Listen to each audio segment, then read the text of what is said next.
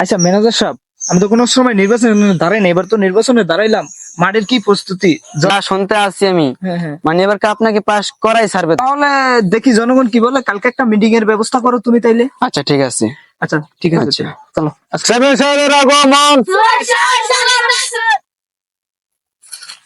এখন আপনাদের সামনে বক্তব্য রাখবেন চেয়ারম্যান সাহেব জনাব মোহাম্মদ নিশা ভাই। আসসালামু আলাইকুম। এই নির্বাচনে 2025-এ আমি একজন পদ প্রার্থী, মার্কা নিয়ে দাঁড়িয়েছি, ঘোড়া মার্কা। সবাই জানেন আমাদের এলাকায় বিগত অনেক চেয়ারম্যান মেম্বার হয়েছে, কিন্তু আমাদের এলাকায় রাস্তাঘাটগুলো খুবই মর্মান্তিক ঘটনা, চলার মতো না।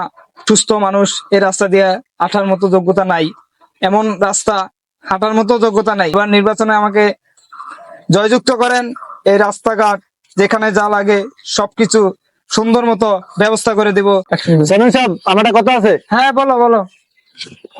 চেয়ারম্যান সাহেব আপনার মতন এরকম যখন নির্বাচনের সময় আসে তখন মুখে অনেক কথা বলে, রাস্তা এই করবো সেই করবো, কিন্তু তারা সময় দেয় 3 দিনের, কিন্তু 3 বছরও তাদেরকে বাড়ি সিলিন্ডার খুঁজে পাওয়া যায় না, বুঝছেন? তো এখন আপনাকে কিভাবে বিশ্বাস করবো যে আপনারা আমাদেরকে উন্নত করবেন?